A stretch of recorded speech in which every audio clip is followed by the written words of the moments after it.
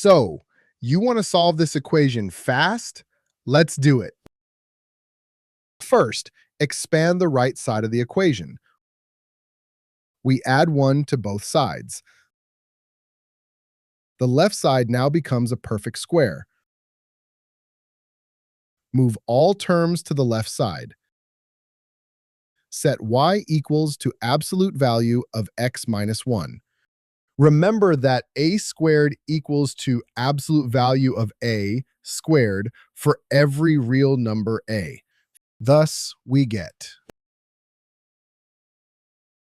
Factor the quadratic equation to find that y equals minus 1 or y equals 3. Substituting these values for y back into equation 1, we obtain absolute value of x minus 1 equals minus 1, which is impossible because an absolute value can never be negative. Absolute value of x minus 1 equals 3, which gives us x equals 4 or x equals minus 2. And that's it.